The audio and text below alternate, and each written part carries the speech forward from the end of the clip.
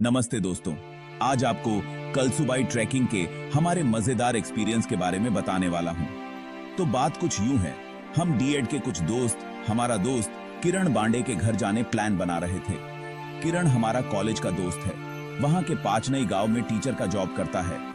किरण का गांव खड़की खुर्द जो कि कलसुबाई और भंडारदरा डैम के पास है, तो हमने सोचा चलो कुछ दिन वहीं घूमते हैं और पुरानी यादें भी ताजा करते हैं। तो फिर हम अकलूज से इंदापुर, दौंड, अहमदनगर, शिरडी, संगमनेर होते हुए बारी गांव पहुंच गए। यह गांव कलसुबाई के पहाड़ों में ही स्थित है। ये किरण का ससुराल है। वहां शाम को पहुंचते ही किरण के ससुर श्री विट्ठल खाड़े सर ने हमारा स्वागत किया।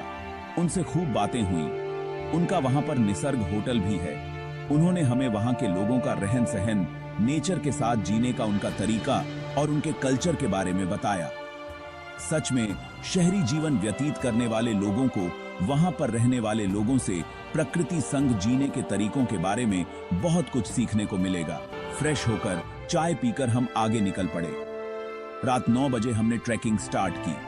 चांदनी रात में ट्रैकिंग का मजा ही अलग था। चांद भी हमारा साथ दे रहा था। रास्ते में हमें केकड़े भी दिखे। 10:30 बजे हम पहले पड़ाव पर पहुंचे।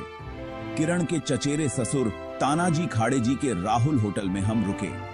उन्होंने बढ़िया खाना और रहने का इंतजाम किया था। रात को मजेदार चिकन करी खाने के बाद हम टेंट में सो गए। अंदर घर जैसा ही फील आ रहा था। रात तो ऐसे ही हंसी मजाक और पुरानी यादों को नए धागों में बुनते बुनते निकल गई। सुबह 5 बजे उठे, गर्मा गर्म चाय पी और फिर ट्रैकिंग के लिए निकल पड़े। पेड़ पौधों के बीच से ऊपर जाते हुए हम प्रकृति के अद्भुत नजारे देख रहे थे। छोटे छोटे पत्तों पर ओस की बूंदें, सुंदर सुंदर फूल, ये सब देखकर दिल खुश हो गया। विश्राम करते करते, हंसी मजाक करते करते, एक दूसरे से बातें करते करते हम कलसुबाई के शिखर पर पहुंच गए। कलसुबाई महाराष्ट्र का सबसे ऊंचा शिखर है। वह 1646 मीटर ऊंचा है। वहां से बादलों के ऊपर का नजारा तो देखने लायक था। ऐसा लग रहा था हम बादल के ऊपर तैर रहे हों, जैसे बादल हमें गले लगा रहे हों। हम महाराष्ट्र में के सबसे ऊंचे स्थान पर थे। वहां पर हमने 1 घंटा गुजारा। फिर हम नीचे उतरने लगे और 2:30 बजे तक बेस पर पहुंच गए। वहां नाश्ता किया, चाय लिया और फिर नीचे आए। नीचे आते वक्त झील का पानी शीशे की तरह साफ देखकर तैरने का मन हो गया। तो क्या, हम सब दोस्त वहां जाकर तैरने लगे। ठंडा और ताजा पानी में डुबकियां लगाना काफी रोमांचक लग रहा था। उसके बाद में किरण की लाडली बिटिया ईरा से और बारी गांव से विदा लेने के बाद हम सामरद गए।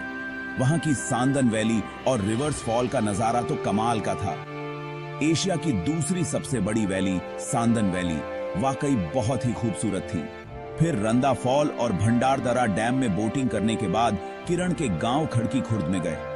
किरण के घर हम उसके भाई श्री संपत बांडे जी से मिले। उनके साथ काफी बातें हुई। वहां का रात का खाना बहुत मजेदार था। मछली का रस्सा और बाजरे की रोटी खाकर हम सो गए। सुबह उठते ही गांव की तरफ निकल पड़े और इस मजेदार सफर की यादें लेकर लौट आए। तो दोस्तों, ये था हमारा कलसुबाई ट्रैकिंग का एक्सपीरियंस। दोस्त किरण बांडे ने उसकी मेहमान नवाजी से इसे काफी शानदार बनाया। दोस्तों, अगर आपको कहीं पर घूमने जाना है और आप ट्रैकिंग के लिए उत्सुक है, तो आपके लिए कलसुबाई बेस्ट ऑप्शन है। धन्यवाद।